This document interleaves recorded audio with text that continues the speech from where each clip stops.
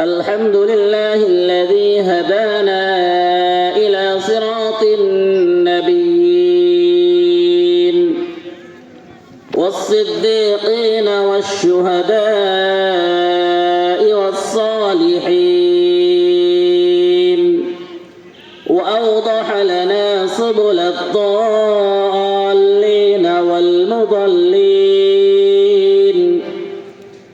والصلاة والسلام على رسوله الذي تركنا على الملة البيضاء وبشر متبعيها بأن يكونوا منصورين وهم معيار الحق والدين أما بعد فأعوذ بالله من الشيطان الرجيم بسم الله الرحمن الرحيم إن الدين عند الله الإسلام وقال تعالى ومن يبتغ غير الإسلام دينا فلن يقبل منه وهو في الآخرة من الخاسرين صدق الله إلا ما علمتنا إنك أنت العليم الحكيم رضيت بالله ربا وبالإسلام دينا وبمحمد رسولا اللهم افتح علينا حكمتك وانشر علينا رحمتك يا ذا الجلال والإكرام آمنت بالله صدق الله المولانا العظيم الحمد لله আল্লাহ সুবহানাহু ওয়া তাআলা এর দরবারে শুকরিয়া আদায় করছি। আল্লাহ সুবহানাহু ওয়া তাআলা অত্র এলাকাবাসীর উদ্যোগে মহতি এই মজলিসের আয়োজন করার তৌফিক দান করেছেন। এই জন্য সবাই দিল থেকে শুকরিয়া আদায় করে বলি আলহামদুলিল্লাহ। সম্মানিত হাজিরিন, আল্লাহ সুবহানাহু ওয়া তাআলা আমাদেরকে সৃষ্টি করেছেন। আল্লাহ সুবহানাহু ওয়া তাআলা আমাদেরকে সৃষ্টির পর আমাদেরকে দুনিয়াতে প্রেরণ করেছেন। এই দুনিয়াতে আল্লাহ সুবহানাহু ওয়া তাআলা একটা নিজাম রেখেছেন, একটা তারতিব রেখেছেন, একটা সিস্টেম রেখেছেন। দুনিয়ার এই সিস্টেম, এই তারতিব যদি আমরা একটু লক্ষ্য করি তাহলে আমরা দেখব যে এই দুনিয়ার মধ্যে যত জিনিস আছে প্রত্যেকটা জিনিসের মধ্যে দুইটা ভাগ হয়। যেরকম আমরা দেখি যে কারেন্ট এটা চলে নেগেটিভ এবং পজিটিভের মাধ্যমে। মানুষ হয়তো পুরুষ না হয় মহিলা, সত্য তার বিপরীতে মিথ্যা, সঠিক তার বিপরীতে বেঠিক। তো এরকম যে কোনো জিনিস আমরা দেখব তো এটার মধ্যে দুইটা শ্রেণী অথবা দুইটা ভাগ থাকে। ঠিক তেমনই ভাবে পৃথিবীর মধ্যে যত মানুষ আছে, পৃথিবীর মধ্যে যত মানুষ বসবাস করতেছে এই মুহূর্তে প্রত্যেকটা মানুষের মধ্যে প্রথমত দুইটা ভাগ। প্রত্যেক মানুষের মধ্যে প্রথমত দুইটা ভাগ। তার মধ্যে একটা ভাগ হচ্ছে ইমানদার আর একটা ভাগ হচ্ছে বেঈমান। একটা ভাগ হচ্ছে বিশ্বাসী আর একটা ভাগ হচ্ছে অবিশ্বাসী। এক ভাগ হচ্ছে হিজবুল্লাহ আর এক ভাগ হচ্ছে হিজবুশ শাইতান। তো আলো অন্ধকার, সত্য মিথ্যা, এইভাবে যদি আমরা একটু লক্ষ্য করি, আমরা যদি একটু দেখি তাহলে আমরা দেখব এই পৃথিবীতে আল্লাহ সুবহানাহু ওয়া তাআলা এর যত সৃষ্টি আছে তার মধ্যে আল্লাহ সুবহানাহু ওয়া তাআলার সৃষ্টিগুলোর মধ্যে সবচেয়ে শ্রেষ্ঠ এবং মর্যাদাপূর্ণ সৃষ্টি হচ্ছে মানুষ। সবচেয়ে শ্রেষ্ঠ এবং মর্যাদাপূর্ণ সৃষ্টি কি? মানুষ। আল্লাহ সুবহানাহু ওয়া তাআলা মানুষদেরকে আকল দিয়েছেন, জ্ঞান দিয়েছেন, বুদ্ধি দিয়েছেন। আর মানুষ তার আকল, বুদ্ধি এবং জ্ঞানের মাধ্যমে এই পৃথিবীতে আল্লাহ সুবহানাহু ওয়া তাআলা এর যত মাখলুক আছে সমস্ত মাখলুকের উপর কর্তৃত্ব এবং নেতৃত্ব দিতেছে। আমরা দেখি যে মানুষ ছাড়া অন্যান্য প্রাণীজীব অনেক বড় বড় প্রাণী, কিন্তু তারাও মানুষের পোষ মানে। হাতি কত বড় প্রাণী, মানুষের পোষ মানে। উট কত বড় প্রাণী, মানুষের পোষ মানে, মানুষের কথা অনুযায়ী চলে। তাহলে এই যে মানুষ আমরা যাদেরকে বলতেছি, এই মানুষগুলোর মধ্যে বাঘ কয়টা? দুইটা। মানুষগুলোর মধ্যে বাঘ কয়টা? দুইটা। এক বাঘ ইমানদার, আরেক বাঘ কি? বেঈমান। এক বাঘ জান্নাতি, আরেক বাঘ জাহান্নামী। এক বাঘ হিজবুল্লাহ, আরেক বাঘ হিজবুশ শাইতান। তো এই পৃথিবীতে সে যদি নিজেকে মানুষ দাবি করে, একজন মানুষ, সে চায় মন্দিরের ঠাকুর হোক, একজন মানুষ চায় গির্জার ফাদার হোক, একজন মানুষ হিন্দু শ্রেণীর একেবারে নিচু শ্রেণীর হোক, একজন মানুষ সে যদি নিজেকে মানুষ দাবি করে থাকে, সে যে কোনো ধর্মেরই হোক না কেন অথবা যে কোনো বর্ণেরই হোক না কেন, মানুষ হিসেবে যদি সে নিজেকে মানুষ মনে করে থাকে, তার আকল থাকার কারণে সে যদি মনে করে যে আমি মানুষ, তাহলে তাকে অবশ্যই দেখতে হবে যে তার মানুষ হিসেবে যে পৃথিবীতে চলাফেরা, সে যে মানুষ হিসেবে পৃথিবীতে বসবাস করতেছে, সে কি আসলে হিজবুল্লাহ নাকি হিজবুশ শাইতান? সে কি স্বর্গের পথে চলতেছে নাকি নরকের পথে চলতেছে? সে কি জান্নাতের পথে চলতেছে নাকি জাহান্নামের পথে চলতেছে? এই জিনিসটা প্রত্যেকটা মানুষ, সে যে কোনো ধর্মেরই হোক না কেন, সে যে কোনো বর্ণেরই হোক না কেন, তার জায়গা থেকে, তার ঠিকানা থেকে, তার অবস্থান থেকে এই জিনিসটা একটু বিবেচনা করা দরকার। কেননা আমরা যদি একটু লক্ষ্য করি যে একজন মানুষ সে যদি আমাকে 5,000 টাকা ঋণ দেয়, আমার কাছে মনে হয় যে সে আমার অনেক বড় উপকার করেছে, এরকম মনে হয় না আমাদের কাছে? একজন মানুষ সে যদি আমার বিপদে আমার পাশে দাঁড়ায়, তাহলে আমার কাছে মনে হয় যে আমার জন্য কত বড় উপকার সে করেছে। তো এই যে আমরা সামান্য মানুষের সামান্য উপকার পেয়ে মনে করতেছি যে আমার জন্য বড় দয়া হচ্ছে, আমার জন্য বড় মায়া হচ্ছে, আমরা যদি আমাদের সৃষ্টিগত দিকগুলো লক্ষ্য করি, আমরা যদি আমাদের জায়গা থেকে আমাদের অবস্থানটা একটু বিবেচনা করি, তাহলে দেখব এই যে আমার চলাফেরা, আমার ওঠা বসা, আমার কথা বলা, আমার যত নিয়ামত আছে, আমি যেই নিয়ামত রাশির মাধ্যমে চলতেছি, বলতেছি, উঠতেছি, বসতেছি, এই সব কিছু একজনের পক্ষ থেকে আসতেছে। এই সব কিছু একজনের পক্ষ থেকে আসতেছে, আর তার নাম হচ্ছে আল্লাহ। তার নাম কি ভাই? আল্লাহ। আমরা যদি একটু লক্ষ্য করি তাহলে দেখব যে এই পৃথিবীতে যা কিছু আছে এই সব কিছু স্রষ্টা আল্লাহ। সব কিছু স্রষ্টাকে আল্লাহ। যদি আমি আপনাদেরকে জিজ্ঞেস করি যে এই গৌরীপুর এলাকাতে যত হিন্দু আছে তাদেরকে কে সৃষ্টি করেছেন, কি বলবেন আপনারা? আল্লাহ সৃষ্টি করেছেন। আমি যদি জিজ্ঞেস করি যে এই গৌরীপুর এলাকাতে যত খ্রিস্টান আছে তাদেরকে কে সৃষ্টি করেছেন, কি বলবেন? আল্লাহ বলেছেন। আমি যদি জিজ্ঞেস করি এই গৌরীপুর এলাকাতে যত মুসলমান আছে তাদেরকে কে সৃষ্টি করেছেন, কি বলবেন? আল্লাহ সৃষ্টি করেছেন। প্রমাণ? প্রমাণ কি যে আল্লাহ তাআলা সৃষ্টি করেছেন? আমরা যখন বলবো যে এর প্রমাণ কোরআনে আল্লাহ তাআলা বলতেছেন, যালিকুমুল্লাহু রাব্বুকুম লা ইলাহা ইল্লাহু খালিকু কুল্লি শাইইন ফা'বুদু ওয়া হুয়া আলা কুল্লি শাইইন ওয়াকিল।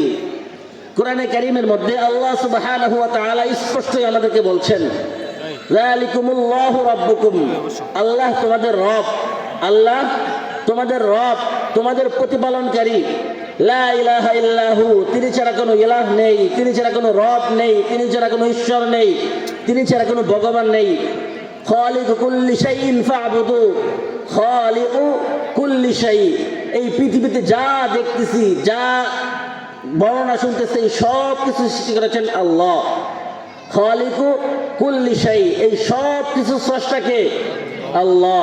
ফা'বুদু, আল্লাহ তাআলা বলেন যে তারই ইবাদত করো। ওহু আলা কুল্লি শাইইন ওয়াকিল। আর এই যে পৃথিবী চলতেছে, সূর্য উঠতেছে, চন্দ্র ডুবতেছে, চন্দ্র উঠতেছে, সূর্য ডুবতেছে, দিন হচ্ছে, রাত হচ্ছে, আলো বাতাস অন্ধকার, এই যা কিছু দেখতেছি এই সব কিছু নিয়ন্ত্রণকারী কে? আল্লাহ। সব কিছু নিয়ন্ত্রণকারী কে? আল্লাহ। এই সব কিছু আল্লাহ সুবহানাহু ওয়া তাআলা সৃষ্টি করেছেন এবং সব কিছু আল্লাহ সুবহানাহু ওয়া তাআলা নিয়ন্ত্রণ করতেছেন।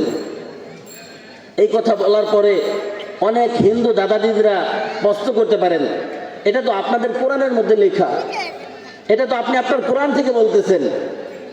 আমি বলি, আমি যে আমার কোরআন থেকে বলতেছি এর যথেষ্ট পরিমাণ কারণ আছে। আমি গীতা থেকে কি জন্য বলতে পারতেছি না? আমি বেদ থেকে কি জন্য বলতে পারতেছি না? আমি বাইবেল থেকে কি জন্য বলতে পারতেছি না? আমি ইনজিল থেকে কি জন্য বলতে পারতেছি না? আমার গবেষণা এই পর্যন্ত যতটুকু পড়াশোনা করেছি এবং যতটুকু বিশ্লেষণ করেছি, এই সব কিছু গবেষণা করার পর একটা বিষয় আমার কাছে একেবারে স্পষ্ট, এটা হচ্ছে যে গীতা এমন এক কিতাব অথবা এমন এক ধর্মগ্রন্থ যেটার মাধ্যমে একজন মানুষ তার জীবন পরিচালনা করতে পারে না। বাইবেল এমন একটা ধর্মগ্রন্থ যেটার মাধ্যমে সে তার জীবন পরিচালনা করতে পারে না। বেদ এমন একটা ধর্মগ্রন্থ যেটার মধ্যে সে তার জীবন পরিচালনা করতে পারে না। ত্রিপিটক এমন একটা ধর্মগ্রন্থ যেটার মাধ্যমে সে তার জীবন পরিচালনা করতে পারে না। আপনি বলতে পারেন গীতা এটা দিয়ে মানুষ তো চলতেছে, গীতা দিয়ে যে সে চলতেছে, গীতার মধ্যে মাত্র 18টা অধ্যায়। কয়টা অধ্যায়? 18টা অধ্যায়। 18 অধ্যায়ের মধ্যে অধিকাংশ হচ্ছে শ্রীকৃষ্ণ এবং অর্জুনের যুদ্ধের পরামর্শ, যুদ্ধের কাহিনী। তো যেই কিতাবের মধ্যে আমি কিভাবে ঘুমাবো, আমি কিভাবে খাবো, আমি কিভাবে চলবো, আমি কিভাবে বলবো, এই সব বিষয়ে বর্ণনা পাওয়া যায়, সব বিষয়ে আমাকে পথ না দেখাই, অর্থাৎ আমার জীবন চলার ক্ষেত্রে যা যখন প্রয়োজন এই সব কিছু যদি কিতাবের মধ্যে না থাকে তাহলে ওইটা কি আমার জন্য উপযোগী কিতাব? ওইটা আমার জন্য উপযোগী কিতাব? আমার জন্য উপযোগী কিতাব না। আপনি বাইবেল খুলেন, বাইবেলের কোনো পাঠক অথবা বাইবেলের কোনো বিশ্লেষক অথবা বাইবেলের কোনো অনুসারী সে বলতে পারবে না যে বাইবেলটা একেবারে নির্ভুল। বাইবেলের মধ্যে অসংখ্য ভুল আছে। ঠিক বেদের কোনো অনুসারী সে বলতে পারবে না যে তার বেদ দিয়ে তার জীবন পরিচালনা করা সম্ভব। কিন্তু কোরআনের একজন অনুসারী হিসেবে, কোরআনের একজন খাদেম হিসেবে আমি এই কথা চ্যালেঞ্জ দিয়ে বলতে পারি যে কোরআন এমন এক কিতাব যেই কিতাবের মাধ্যমে একজন মানুষ সে যদি বৌদ্ধও হয়, একজন মানুষ সে যদি খ্রিস্টানও হয়, একজন মানুষ সে যদি ইহুদিও হয়, একজন মানুষ সে যদি হিন্দুও হয়, সে যদি কোরআনের সামনে মাথা নত করে কোরআন থেকে জানার চেষ্টা করে, কোরআন থেকে তার জীবন চলার পাথর খুঁজে, তাহলে কোরআন তার প্রতিটা ক্ষেত্রে প্রতিটা মুহূর্তে তাকে পথ দেখাবে। বলে সুবহানাল্লাহ। কেননা এই কোরআন যখন নাজিল হয় তখন কোরআনের বক্তব্য হচ্ছে এরকম, যালিকাল কিতাব লা রাইবা ফি, যালিকাল কিতাব লা রাইবা ফি, এটা এমন এক কিতাব যার মধ্যে কোনো সন্দেহ করা যাবে না। কিন্তু বাইবেলের মধ্যে আমি যথেষ্ট পরিমাণ সন্দেহ করতে পারবো এবং সন্দেহের কারণে দেখাতে পারবো। গীতার মধ্যে আমি যথেষ্ট পরিমাণ সন্দেহ করতে পারবো এবং সন্দেহের কারণে দেখাতে পারবো। বেদের মধ্যে আমি যথেষ্ট পরিমাণ সন্দেহ করতে পারবো এবং সন্দেহের কারণে দেখাতে পারবো। আপনি একটু পড়েন, আপনি আপনার জায়গা থেকে পড়েন, পড়ার পর দেখেন আসলে এই গীতা কি আপনাকে পথ দেখায় কিনা, এই বাইবেল কি আপনাকে পথ দেখায় কিনা, ইনজিল কি আপনাকে পথ দেখায় কিনা। আপনি আপনার জায়গা থেকে পড়েন, আমি বলছি না, আমার কথা শুনেন। আপনি তো মানুষ, আপনি তো আল্লাহর সৃষ্টি, আল্লাহ সুবহানাহু ওয়া তাআলা আপনাকে সৃষ্টি করেছেন, এর মধ্যে অস্বীকার করার কোনো সুযোগ নাই। দাঁড় করান এখানে দুইজন, একজন মসজিদের ইমাম সাহেব এবং একজন মন্দিরের ঠাকুর, দাঁড় করে আপনি তাদের মধ্যে লক্ষ্য করুন, দেখবেন একজন হিন্দুর যেরকম দুইটা হাত আছে একজন মুসলমানের কি দুইটা হাত নাই? পার্থক্য আছে কোনো? একজন হিন্দু তার যেরকম দুইটা চোখ আছে একজন মুসলমান তার দুইটা চোখ আছে কিনা? একজন হিন্দু তার যেরকম দুইটা কান আছে একজন মুসলমান তার দুইটা কান আছে কিনা? একজন মানুষ, একজন হিন্দু মানুষ, একজন খ্রিস্টান মানুষ, এই দুইজনের শারীরিক গঠন যদি আমরা লক্ষ্য করি তাহলে এর মধ্যে কোনো ভিন্নতা খুঁজে পাওয়া যাবে? এর মধ্যে কোনো দ্বিমত করা যাবে? এর মধ্যে কোনো ইখতিলাফ করা যাবে? ইখতিলাফ করা যাবে না। আর আল্লাহ সুবহানাহু ওয়া তাআলা চ্যালেঞ্জকৃত কিতাব কোরআনের মধ্যে বলতেছেন, ইয়া আইয়ুহান নাস ইন্না খালাকনাকুম মিন যাকারিন ওয়া উনসা, হে মানুষ সকল। এখানে কি আল্লাহ তাআলা হে মুসলমান বলছেন নাকি হে মানুষ? কি বলছেন বলেন তো? হিন্দুরা মানুষ কিনা? খ্রিস্টানরা মানুষ কিনা? বৌদ্ধরা মানুষ কিনা? মানুষ। আল্লাহ সুবহানাহু ওয়া তাআলা হিন্দু, খ্রিস্টান, বৌদ্ধ, জৈন সব মানুষদেরকে লক্ষ্য করে বলতেছেন, ইয়া আইয়ুহান নাস, হে মানুষ সকল, ইন্না খলাকনাকুম মিন যাকারি ওয়া উনসা, তোমাদেরকে সৃষ্টি করা হয়েছে এক পুরুষ এবং নারী থেকে। এক পুরুষ এবং এক নারী থেকে আল্লাহ সুবহানাহু ওয়া তাআলা আমাদেরকে সৃষ্টি করেছেন। আমরা বলি আদম হাওয়া, হিন্দুরা বলে মনু শতরূপা, পার্থক্য এতটুকুই। এছাড়া ব্যক্তি দুইটা না, ব্যক্তি কি একজনই, এক আদম এবং এক হাওয়া থেকেই মুসলমানদেরও সৃষ্টি, হিন্দুদেরও সৃষ্টি। আরো বড় কথা হচ্ছে, আদম আলী সাল্লাতুল্লাহকে সৃষ্টি করার পর আদম আলী সাল্লাতুল্লাহকে আল্লাহ তাআলা রাখছিলেন স্বর্গে, জান্নাতে। কোথায় রাখছিলেন? স্বর্গে, জান্নাতে। এবং আমাদের যে রূহ আছে, একজন মানুষ হিসেবে বেঁচে থাকার জন্য তার সবচেয়ে গুরুত্বপূর্ণ জিনিসের নাম কি? রূহ। সবচেয়ে গুরুত্বপূর্ণ জিনিসের নাম কি? রূহ। এই যে পৃথিবীতে যত মানুষ ইতিপূর্বে আসছে, বর্তমানে যত মানুষের অবস্থান আছে এবং ভবিষ্যতে যত মানুষ এই পৃথিবীতে আসবে, সমস্ত রূহকে আল্লাহ সুবহানাহু ওয়া তাআলা একসাথে সৃষ্টি করেছেন। সৃষ্টির পর রূহের জগতে আল্লাহ সুবহানাহু ওয়া তাআলা সবার থেকে স্বীকৃতি নিয়েছেন। আল্লাহ সুবহানাহু ওয়া তাআলা স্পষ্ট বক্তব্য হচ্ছে এরকম যে আলাস্তু বিরাব্বিকুম, আল্লাহ সুবহানাহু ওয়া তাআলা সমস্ত রূহকে ওখানে জিজ্ঞেস করছিলেন যে আলাস্তু বিরাব্বিকুম, আমি কি তোমাদের রব নই? ওখানে হিন্দু আলাদা ছিল না, ওখানে খ্রিস্টানরা আলাদা ছিল না, ওখানে বৌদ্ধরা আলাদা ছিল না, ওখানে ইহুদিরা আলাদা ছিল না, ওখানে সব রূহ একসাথে জবাব দিচ্ছে যে ক্বালু বালা, আপনি আমাদের রব। হিন্দু দাদা দিদি যারা আছেন, মাসিমা বদিরা যারা আছেন, আমি যে কথাগুলো বলতেছি আপনাদের কাছে বিশেষ অনুরোধ, কথাগুলো শুনবেন। যদি মনে করেন যে কথা সঠিক তাহলে মানবেন, যদি মনে করেন যে না কথাগুলো সঠিক না তাহলে মানা না মানা ওটা আপনার ইচ্ছা। বাকি আমি যে কথাগুলো বলতেছি কাউকে অ্যাটাক করার জন্য না, কাউকে ঘায়াল করার জন্য না, কাউকে কষ্ট দেওয়ার জন্য না। কেননা আমরা যদি লক্ষ্য করি যে আমার সামনে কোনো একজন মানুষ বিপদের মধ্যে আছে, মানুষ হিসেবে আমার দায়িত্ব তাকে উদ্ধার করা কিনা? এটা প্রত্যেকটা, একজন হিন্দু মানুষ তার সামনেও যদি কোনো মুসলমান বাচ্চা অ্যাক্সিডেন্ট করে তাহলে সে তাকে উদ্ধার করবে কি করবে না? করবে। তো মানুষ হিসেবে যদি আমরা একটু বিবেচনা করি, যেহেতু আমরা সবাই আদম এবং হাওয়ারই সন্তান, এবং আমরা যদি লক্ষ্য করি আমাদের সবার স্রষ্টা একজন, আর ওই স্রষ্টার পরিচয় না জানার কারণে আমরা যে বিভাজনের মধ্যে আছি, আমরা যে দুই পথে চলতেছি, আমরা যে ভিন্ন ভিন্ন পথে চলতেছি, আমরা যদি আমাদের মালিকের সন্ধান লাভ করতে পারি, আমরা যদি আমাদের মালিকের পরিচয় লাভ করতে পারি, তাহলে আমার বিশ্বাস কোনো মানুষ সে যদি নিজেকে মানুষ দাবি করে থাকে, তার যদি আকল থাকে, তার যদি বিবেক থাকে, তাহলে তার বিবেকের জায়গা থেকে, তার বিবেচনার জায়গা থেকে সে এই কথা স্বীকার করবে যে আমাদের সবার স্রষ্টা একজন, তার নাম আল্লাহ। তার নাম কি? আল্লাহ। কেননা আমরা যদি একটু লক্ষ্য করি, দেখেন একটা সন্তান জন্মের পরে ওই সন্তানকে আমরা কি করতে পারি? ওই সন্তান অসুস্থ হলে আমরা সুস্থ করতে পারি। ওই সন্তান যদি মৃত্যুবরণ করে তাহলে কি আমরা তাকে জীবিত করতে পারি? পারি না। একটা সন্তানকে আল্লাহ তাআলা আমাকে দায়িত্ব দিয়েছেন যে তার লালন পালন করা, তার দেখাশোনার দায়িত্ব আল্লাহ তাআলা আমাকে দিয়েছেন। সে আগামীকাল কি খাবে এটা আমি বলতে পারি না, সে আগামীকাল কি পড়বে এটা আমি বলতে পারি না, সে আগামীকাল কোথায় যাবে এটা আমি বলতে পারি না। তো আল্লাহ সুবহানাহু ওয়া তাআলা কেমন যেন আমার সন্তানকে, আমার সন্তানের জন্য আমাকে পাহারাদার নিযুক্ত করেছেন, আমার সন্তানের জন্য আমাকে পাহারাদার নিযুক্ত করেছেন। একজন হিন্দু মানুষ, তারও সন্তান আছে কিনা? তারও সন্তান আছে কিনা? তো একজন হিন্দু মানুষ তার সন্তানের জন্য কেমন যেন তার বাবাকে আল্লাহ তাআলা পাহারাদার নিযুক্ত করেছেন। তো একটা সন্তানকে আমি খাওয়াইতেছি, পড়াইতেছি, এই সন্তান যদি আমার কথা না শুনে আমার কষ্ট লাগে কিনা? ঠিক তেমনই ভাবে যে আল্লাহ আমাদেরকে সৃষ্টি করেছেন, যে আল্লাহ আমাদেরকে খাওয়াইতেছেন, এই যে আমরা যে যেখানে আছি, যে অবস্থানে আছি, মাইকের আওয়াজ যে পর্যন্ত যাচ্ছে, মাইকের আওয়াজ যে সমস্ত হিন্দু দাদা দিদিরা শুনতেছেন, যে সমস্ত মাসিমা বদিরা শুনতেছেন, আপনাদের কাছে বলবো, হয়তো আপনি রান্না করতেছেন, অথবা আপনি বিছানায় শুয়ে আছেন, অথবা কোথাও বসে আছেন, আপনি আপনার বসার জায়গা থেকে, আপনি আপনার শোয়ার জায়গা থেকে, অথবা আপনি আপনার রান্না করা অবস্থায় আপনি আপনার জায়গা থেকে চিন্তা করুন যে আজকে যদি আপনার সন্তান আপনার কথা না শুনে আপনার কেমন কষ্ট লাগে? লাগে কি লাগে না? আপনার সন্তান আপনার কথা শুনতেছে না, আপনার কষ্ট লাগতেছে।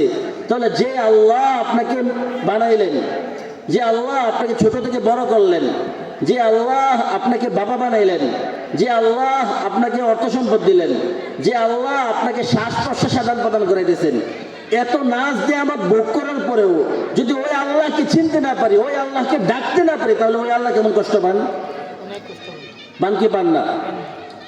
তো আমরা নিজেরাও আমাদের অধীনস্থ যারা আছে তারা যদি আমাদের কথা না শুনে, তারা যদি আমাদের কথা অনুযায়ী না চলে, তাহলে আমাদের কষ্ট লাগে। ঠিক তেমনি ভাবে আল্লাহ সুবহানাহু ওয়া তাআলা আমাদেরকে সৃষ্টি করেছেন একটা উদ্দেশ্য নিয়ে। সমস্ত মানুষদেরকে আল্লাহ সুবহানাহু ওয়া তাআলা জান্নাতে যাবে। আল্লাহ সুবহানাহু ওয়া তাআলা মানুষদেরকে সৃষ্টি করেছেন যে মানুষ যেন দুনিয়াতে আসার পর আল্লাহর ইবাদত বন্দেগী করে। মানুষ যেন দুনিয়াতে আসার পর আল্লাহর ইবাদত বন্দেগী করে। তো আল্লাহর ইবাদত বন্দেগী কথা বলার পরে অনেকে বলতে পারেন যে না, আমরা তো ভগবানের পূজা পার্বণ করতেছি। আবার অনেকে বলতে পারেন যে আমরা তো তিক্তবাদের পূজা পার্বণ করতেছি, আমরা তিক্তবাদের উপাসনা করতেছি। এই যে তিক্তবাদ, এই যে ভগবান, আসলে এরা কতটুকু সত্য, আসলে তারা কতটুকু সত্য একটু তো যাচাই করা দরকার। বাজারে লাউ কিনতে গেলে আমি লাউ যাচাই করতেছি, একটা জায়গা কিনবো, ওই জায়গা কেনার জন্য আমরা কত রকমের কাগজপত্র খুঁজতেছি। তো একটা জিনিস আমি আমার মুখ করে গ্রহণ করব, একটা জিনিসের মালিকানা আমি গ্রহণ করব, একটা জিনিস এটা আমার হবে, ওইটার জন্য আমি কত যাচাই বাছাই করতেছি, কত খুঁজাখুঁজি করতেছি। যেই ধর্ম, যেই জিনিসটার মাধ্যমে আমার অনন্তকালের ফয়সালা হবে, আমি মৃত্যুর পরে স্বর্গে যাব নাকি নরকে যাব, ওইটার ফয়সালা হবে। যেই ধর্মের কারণে আমার এই দুনিয়ার জীবনের পরের বাকির যে জীবন আছে, পুরা জীবন নির্ধারিত হবে ওই বিশ্বাসের উপর, ওই লালনের উপর।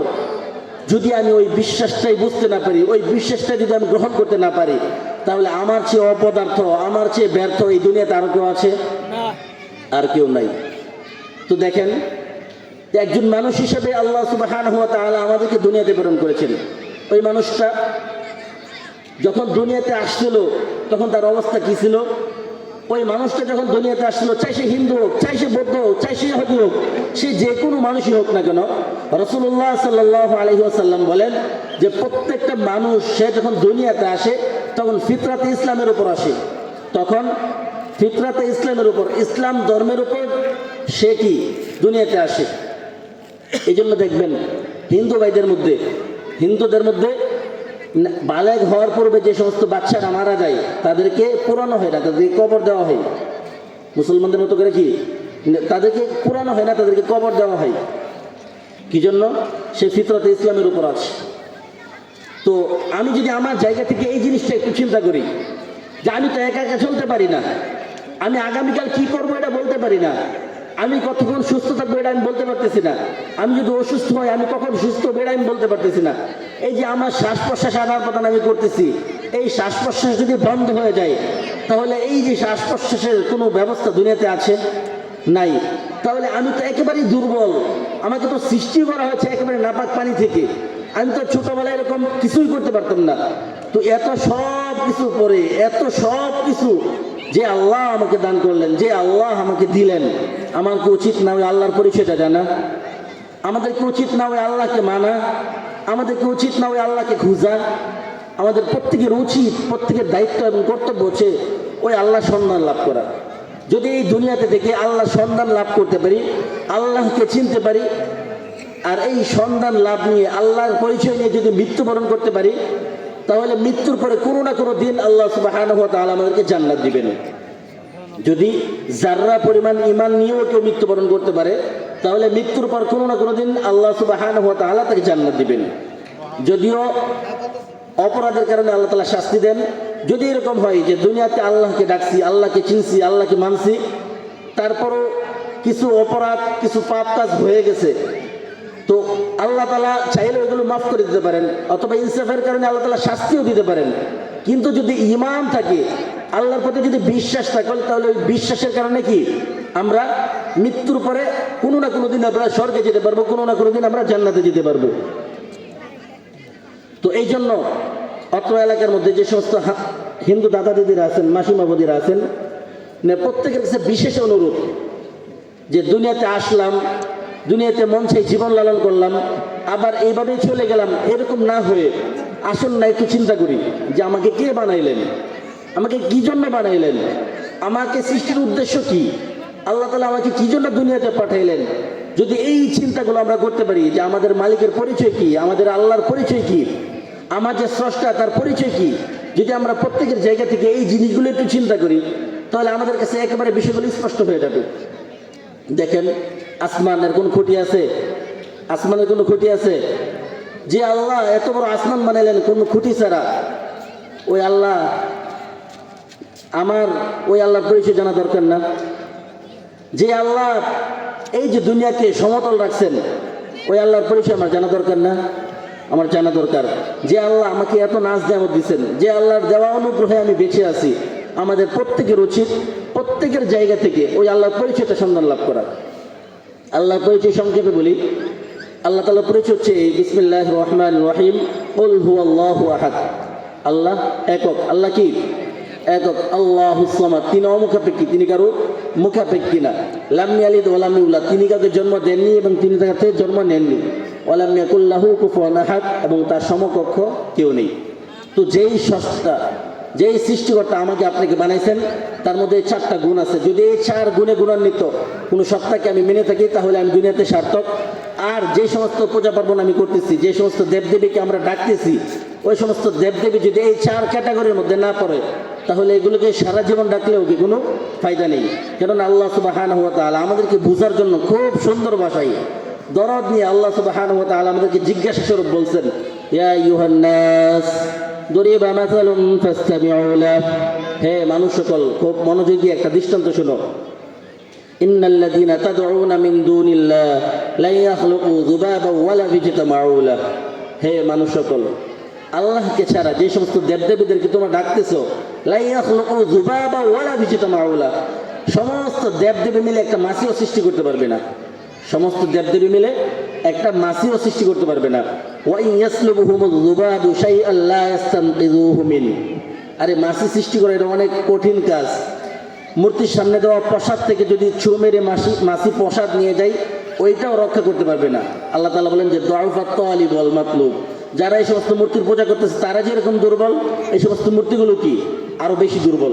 এই মূর্তিগুলো বানানো হয় কি? মাটি দিয়ে, পাথর দিয়ে। আল্লাহ তাআলা বলেন যে সমস্ত মানুষ আল্লাহকে চিনলো না, আল্লাহকে জানলো না, আল্লাহকে মানলো না, আল্লাহর অবাধ্যতা করেছে, আল্লাহকে বাদ দিয়ে বিভিন্ন দেবদেবীর সামনে মাথা নত করেছে, ওয়াকুদুহান নাস ওয়াল হিজারা, ওই সমস্ত মানুষদের জন্য কাল কিয়ামতের ময়দানে নরকের মধ্যে, জাহান্নামের মধ্যে আল্লাহ তাআলা পাথর এবং ওই সমস্ত মানুষদেরকে কি জাহান্নামের লাকড়ি বানাবেন, জাহান্নামের জ্বালানি বানাবেন।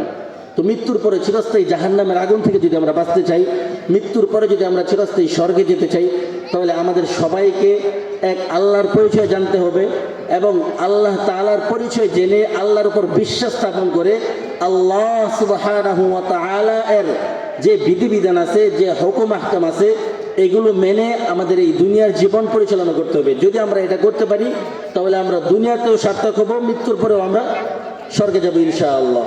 এই জন্য অত্র এলাকার যত অমুসলিম দাদা দাদিরা আছেন, হিন্দু দাদা দাদিরা আছেন, সবাইকে বলবো যে জীবনটা আমার এমনিও শেষ হয়ে যাবে, জীবনটা শেষ হয়ে যাবে। সুতরাং জীবন শেষ হওয়ার পূর্বে আপনি আপনার জায়গা থেকে একটু চিন্তা করেন, একটু ভাবেন যে আপনাকে কে দুনিয়াতে পাঠাইছে, কি জন্য পাঠাইছে, আমার দুনিয়াতে আসার পর আমার কাজ কি ছিল, আমি করতেছি কি। আশা করি ইনশাআল্লাহ এই ভাবনাটা যদি লালন করতে পারেন, আর একেবারে শূন্য আকাশের দিকে তাকিয়ে যদি বলতে পারেন যে হে মালিক আমাকে সঠিক পথ দেখাও, আশা করা যে ইনশাআল্লাহ আল্লাহ সুবহানাহু ওয়া তাআলা আমাদেরকে পথ দেখাবেন। আল্লাহ সুবহানাহু ওয়া তাআলা অত্র এলাকার যত অমুসলিম আছে, আল্লাহ সুবহানাহু ওয়া তাআলা প্রত্যেককে হেদায়েতের মহা দৌলত দান করুক। সবাই বলুন আমিন। ওয়া আখির দাওয়ানা আলহামদুলিল্লাহি রাব্বিল আলামিন।